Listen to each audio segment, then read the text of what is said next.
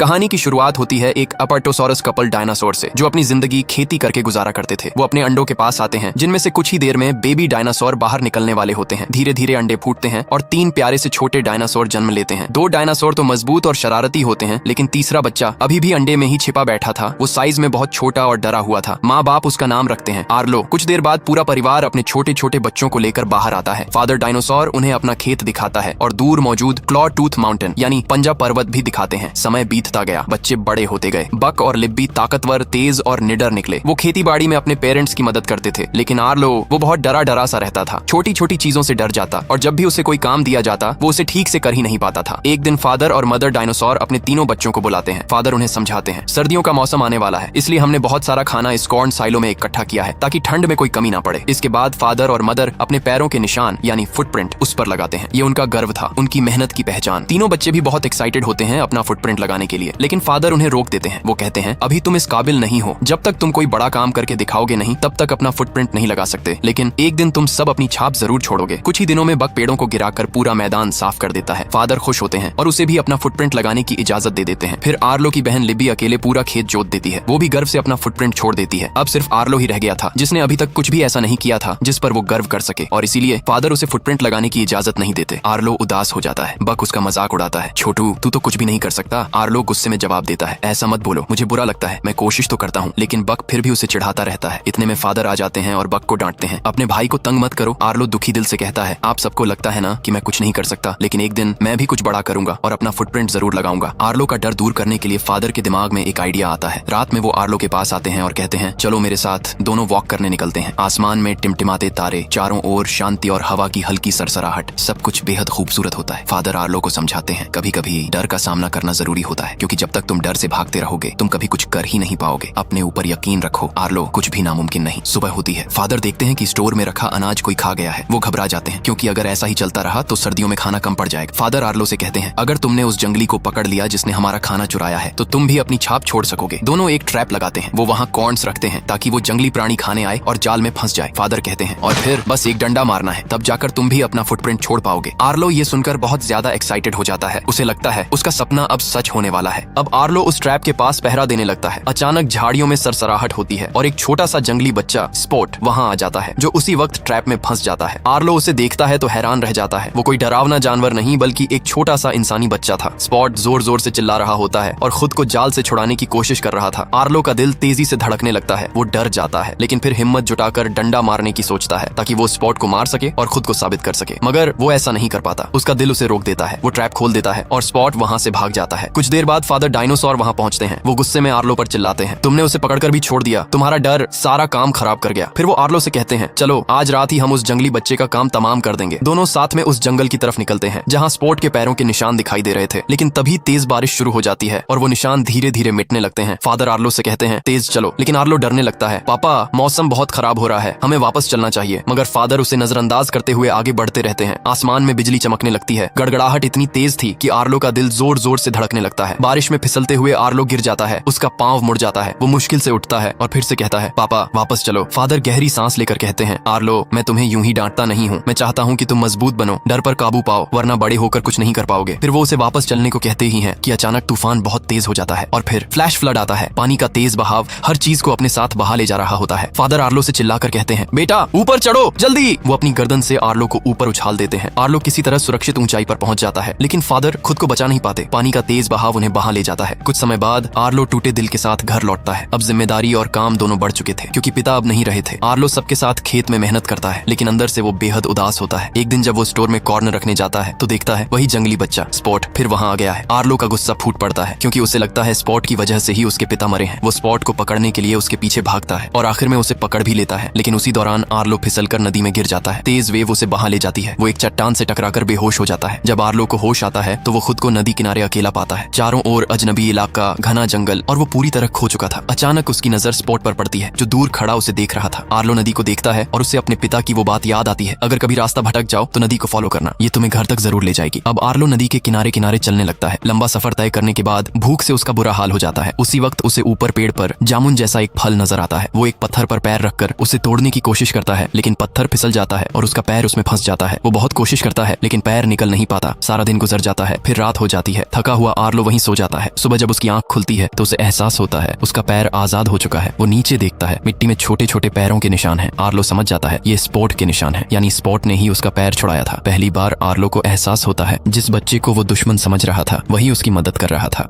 Arlo हिम्मत जुटाकर उठता है। अब वो डरने के बजाय कुछ करने का फैसला करता है। वो आसपास की लकड़ियां इकट्ठा करता है और अपने लिए एक छोटा सा घर बनाने लगता है। धीरे धीरे उसे थोड़ा सुकून मिलने लगता है। तभी स्पॉट दोबारा वहां आ जाता है। इस बार वो आर्लो के लिए एक लिजर्ड लाता है क्योंकि उसे पता था कि आर्लो को भूख लगी है। लेकिन आर्लो पीछे हट जाता है और घबराकर कहता है, दूर करो इसे। वो शाकाहारी था और ऐसी चीजें खाना उसके बस की बात नहीं थी। स्पॉट कुछ देर सोचता है और फिर वो एक बहुत बड़ा कीड़ा पकड़ कर लाता है। वो अपने दांतों से उसका सिर अलग करता है और आर्लो की तरफ बढ़ाकर इशारा करता है, खा लो। आर्लो घिन और डर से पीछे हट जाता है। स्पॉट को अब समझ आ जाता है कि आर्लो क्या खाता है। वो तुरंत जाकर वो बेरीज लाता है, वही फल जो आर्लो ने पहले देखा था। आर्लो भूखा था। वो बेरीज पर टूट पड़ता है। फिर वो स्पॉट से और फल मांगता है। स्पॉट उसे अपने साथ एक ऊंची जगह पर ले जाता है जहां एक पूरा पेड़ बेरीज से लदा हुआ था। आर्लो की आंखें चमक उठती हैं। वो तेजी से पेड़ की तरफ बढ़ता है लेकिन स्पॉट उसे रोकने की कोशिश करता है। आर्लो नहीं रुकता और जैसे ही वो फल खाने झुकता है ऊपर से एक बड़ा सा स्नेक गिरकर उसके ऊपर आ पड़ता है। आर्लो डर से चीख उठता है। स्नेक अटैक करने ही वाला होता है कि तभी स्पॉट उस पर टूट पड़ता है। छोटा सा स्पॉट बड़े सांप को डरा भगाता है। आर्लो दंग रह जाता है। पहली बार उसे एहसास होता है कि स्पॉट सिर्फ जंगली बच्चा नहीं, एक बहादुर साथी भी है। अचानक लकड़ियों में से एक विशालकाय जानवर निकलता है जिसके सींगों पर कुछ पक्षी बैठे होते हैं। वो आर्लो से पूछता है, तुम्हारे साथ ये बच्चा कौन है? आर्लो जवाब देता है, इसका कोई नाम नहीं है। थोड़ा सोचने के बाद वो उसे नाम देता है, स्पॉट। स्पॉट पीछे मुड़कर देखता है और हल्की सी मुस्कान देता है। उसे ये नाम अच्छा लगता है और इस तरह स्पॉट को उसका नाम मिल जाता है। आर्लो और स्पॉट की दोस्ती अब गहरी होने लगती है। दोनों साथ में नदी के किनारे किनारे आर्लो के घर की तरफ बढ़ने लगते हैं लेकिन रास्ता आर्लो को ज्यादा समझ नहीं आता। थोड़ी देर बाद वो एक ऐसी जगह पहुंचते हैं जहां घास उगी होती है। आर्लो अपनी पूंछ को घास में हिलाता है और अचानक वहां से जुगनू निकलते हैं। सैकड़ों रोशनियां हवा में तैरने लगती हैं। स्पॉट और आर्लो दोनों उस नजारे को देखकर खिलखिलाकर हंस पड़ते हैं। लेकिन अगले ही पल आर्लो को अपने पिता की याद आ जाती है क्योंकि उसके पिता भी ऐसे ही उसे जुगनू दिखाया करते थे। आर्लो का चेहरा उदास हो जाता है। वो जमीन पर बैठता है और लकड़ियां उठाता है। वो 5 छोटी लकड़ियां जमीन में गाड़ता है और फिर सबसे बड़ी लकड़ी को गिरा देता है। यानी वो स्पॉट को अपने परिवार के बारे में बता रहा होता है। हम 5 थे लेकिन अब पापा नहीं रहे। स्पॉट कुछ देर उसे देखता है, फिर खुद भी 3 लकड़ियां जमीन में गाड़ता है। वो 2 बड़ी लकड़ियां गिरा देता है और अकेली छोटी लकड़ी को देखकर नीचे सिर झुका लेता है। इसका मतलब था उसके माता पिता भी मर चुके थे, वो भी अकेला है। आर्लो और स्पॉट एक दूसरे को गले लगाते हैं। दोनों की आंखें नम होती हैं। दोनों चुपचाप एक दूसरे का दर्द समझते हुए वहीं सो जाते हैं। अगली सुबह वो अपनी यात्रा जारी रखते हैं। मौसम अच्छा था लेकिन अचानक आसमान में बादल छा जाते हैं। तेज हवा चलने लगती है और कुछ ही देर में तूफान आ जाता है। आर्लो डर जाता है क्योंकि ये नजारा उसे उसी रात की याद दिलाता है जिस रात उसके पिता बाढ़ में बह गए थे। फ्लैशबैक की तरह सब उसकी आंखों के सामने घूमने लगता है। वो घबरा कर भागने लगता है। आखिरकार वो एक बड़े पेड़ के नीचे जाकर छिप जाता है। स्पॉट भी उसे देखता है और समझ जाता है कि आर्लो के अंदर अब भी डर जिंदा है। जब आर्लो की आंख खुलती है तो वो पाता है कि वो नदी से काफी दूर आ गया है। कहीं भी पानी नजर नहीं आता और अब उसे घर का रास्ता समझ में नहीं आता। दिल भारी हो आता है और वह उदास सा आगे बढ़ता है। थोड़ी ही देर में वह अजीब और गरीब परिंदों का एक झुंड देखता है। वे दिखने में खतरनाक और डरावने लगते हैं। आर्लो उनसे पूछता है, कृपया बताइए नदी किस तरफ है, मुझे घर जाना है। पर वे परिंदे झूठ बोलते हैं कि वे तूफान में घायल हुए जानवरों की मदद कर रहे हैं, तुम्हें भी हमारी मदद करनी चाहिए। आर्लो एक फॉक्स को बाहर निकालता है लेकिन परिंदे उससे ही निगल जाते हैं। फिर वे बार बार स्पॉट के बारे में पूछते हैं। सरदार परिंदा शक करता है और स्पॉट को पकड़ने के लिए निकल पड़ता है। आर्लो उस पर झपटता है। स्पॉट को कमर पर उठाकर तेज दौड़ने लगता है और तभी सामने 2 बहुत बड़े जायंट डायनासोर दिखाई देते हैं जो दरअसल अच्छे होते हैं। उड़ने वाले परिंदों ने दोनों को पकड़ने की कोशिश की लेकिन जायंट डायनासोर आकर उन्हें बचा लेते हैं। कुछ ही देर में वहाँ एक और बड़ा डायनासोर आता है जो इन दोनों का पिता होता है। जायंट डायनासोर का पिता गंभीर स्वर में कहता है, तुम्हें यहाँ नहीं आना चाहिए था, यह इलाका खतरों से भरा है। आर्लो बताता है, मैं यहाँ गलती से आ गया, क्या आप मुझे नदी का रास्ता बता सकते हैं, पंजाब पर्वत वाली नदी? लेकिन पिता डायनासोर कहते हैं कि हमारे पास समय नहीं है, हमें अपनी भैंसें ढूंढनी है। आर्लो मदद करने की इच्छा जताता है और बताता है कि स्पॉट की नाक बहुत तेज है, वह भैंसों की खुशबू सूंघकर उन्हें ढूंढ सकता है। जायंट डायनासोर कहते हैं कि ठीक है, पर वहाँ चोर भी घूम रहे हैं। वे आर्लो से कहते हैं कि पास में जो बड़ा पत्थर दिख रहा है वहाँ जाकर जोर से चिल्लाओ ताकि जो चोर हमारी भैंसें चुराते हैं वे बाहर आ जाए। आर्लो डर रहा था पर उसे घर भी वापस जाना था, इसलिए वह पत्थर पर चढ़कर चिल्लाने लगता है पर उसकी आवाज बिल्कुल नहीं निकलती। तभी स्पॉट उसके पांव पर जोर से काटता है और आर्लो दर्द में जोर से चिल्ला उठता है। उसकी आवाज सुनकर भैंसें वापस आने लगती है लेकिन साथ ही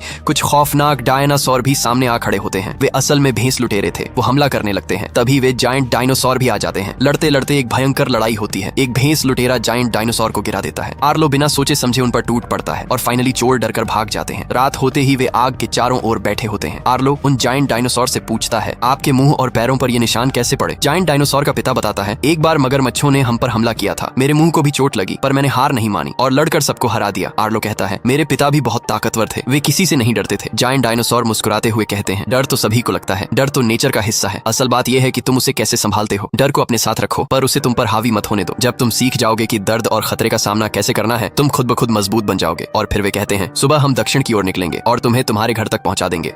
अब आर्लो बहुत खुश है। वो और उसके दोस्त जायंट डायनासोर प्रॉमिस के मुताबिक साउथ की तरफ निकल पड़ते हैं। रास्ते में दूर क्षितिज पर वही क्लॉ टूथ माउंटेन नजर आता है, वो पहाड़ जिसके पास बहती नदी उसे सीधा उसके घर तक ले जाएगी। आर्लो की आंखों में चमक आ जाती है, उसका घर अब बहुत करीब था। जायंट डायनासोर मुस्कुराकर कहते हैं, लो बच्चों, हमने तुम्हें यहाँ तक पहुंचा दिया, इसके आगे तुम्हें खुद जाना होगा। हम अब साउथ की तरफ बढ़ते हैं, तुम्हारी यात्रा सलामत रहे। फिर स्पोर्ट को अपनी कमर पर बिठाकर क्लॉ टूथ माउंटेन की तरफ भागता है। वो और स्पोर्ट जोर जोर से चिल्लाने लगते हैं, लेकिन तभी सामने से एक अजीब सी आवाज आती है, बिल्कुल वैसी ही जैसी स्पोर्ट निकाला करता था। आर्लो और स्पोर्ट सामने देखते हैं, वहाँ एक जंगली इंसान खड़ा होता है। स्पोर्ट ध्यान से उसे देखने लगता है। आर्लो स्पोर्ट को अपनी पीठ पर बिठाकर आगे बढ़ जाता है, लेकिन अचानक वही आदमखोर परिंदे फिर से आ जाते हैं। वो स्पोर्ट को पकड़कर अपने साथ ले उड़ते हैं। आर्लो उसे छुड़ाने की बहुत कोशिश करता है, पर वो बेलों में फंस जाता है। थका टूटा और हताश आर्लो जमीन पर गिरा हुआ होता है। अचानक वो अपने फादर को अपने सामने खड़ा देखता है। फादर उसे बेलों से आजाद करते हैं। आर्लो उनकी तरफ देखता है, पापा आप वापस आ गए, आप यहीं थे। लेकिन तभी आर्लो नोटिस करता है, मिट्टी पर उसके कदमों के निशान तो हैं, पर पापा के नहीं। उसे एहसास होता है, ये तो उसकी इमेजिनेशन थी। फादर की आवाज उसके जहन में गूंजती है, स्पोर्ट ने तुम्हारी जान बचाई थी, अब तेरी बारी है, उसे तुम्हारी जरूरत है। आर्लो की आंख खुलती है, वो बेलें तोड़ता है और परिंदों के पीछे भाग पड़ता है। वो जोर जोर से स्पोर्ट को पुकारता है। अंधेरे में स्पोर्ट की हल्की सी आवाज आती है, वो लकड़ी में छिपा होता है और परिंदे उस पर झपट रहे होते हैं। आर्लो जोर से दहाड़ता है, स्पॉट भी हिम्मत दिखाता है, एक परिंदे का पंख काट देता है। आर्लो एक लकड़ी उठाकर हमला करता है, परिंदे को गिरा देता है। लेकिन तभी आसमान में बादल गरजते हैं और फ्लड आ जाता है। तेज बहाव में पेड़, पत्थर, लकड़ियां सब बहते हुए आ रहे थे। आर्लो कुछ नहीं सोचता, वो नदी में कूद जाता है। वो स्पोर्ट को पकड़ लेता है और बड़ी मुश्किल से किनारे पर लेकर आता है। स्पोर्ट घायल है और आर्लो भी बुरी तरह चोटिल हो चुका था, लेकिन दोनों जिंदा हैं। अब वो वापस आगे बढ़ने लगते हैं। अब रास्ते में वही जंगली इंसान दोबारा नजर आता है। इस बार आर्लो उसे रोकता नहीं, वो स्पोर्ट को अपनी पूंछ से नीचे उतारता है। स्पोर्ट हिचकिचाते हुए उस आदमी के पास भागता है और देखता है वो उसका फादर है। उसकी मदर और भाई बहन भी वहाँ खड़े होते हैं। स्पोर्ट का फादर उसे गोद में उठा लेता है और उसे कसकर गले लगाता है। स्पोर्ट की आंखों में चमक और आर्लो की आंखों में नमी आ जाती है। स्पोर्ट मुड़कर आर्लो को देखता है, वो उसके पास आता है और उसकी पीठ पर चढ़ जाता है, मानो कह रहा हो, मैं तुम्हें छोड़ना नहीं चाहता। आर्लो उसे धीरे से कहता है, नहीं स्पोर्ट, तुम्हारी जगह यहाँ है, तुम्हारे अपने लोगों के पास। तुम भी प्यार और केयर डिजर्व करते हो। दोनों एक दूसरे को उदासी भरी नजरों से देखते हैं। स्पोर्ट धीरे धीरे अपनी फैमिली की ओर लौट जाता है। आर्लो अब अकेला है, लेकिन पहले से कहीं मजबूत। वो घर की तरफ बढ़ता है और कुछ देर में उसे दूर से अपना घर दिखाई देता है। उसकी आंखों से आंसू बहने लगते हैं, पर इस बार ये आंसू कमजोरी के नहीं, खुशी के थे। उसकी मदर, बक और लिबी भागते हुए उसके पास आते हैं और पूरा परिवार एक जायंट हग करता है। और अब वो आखिरकार कॉर्न साइलो पर अपना फुटप्रिंट लगा देता है। आर्लो और स्पोर्ट की ये कहानी हमें सिखाती है कि दोस्ती और हिम्मत हमें हर तूफान पार करा सकती है। अगर ये कहानी आपके दिल को छू गई हो तो चैनल को सब्सक्राइब करें और नीचे अपना प्यार जरूर छोड़ें।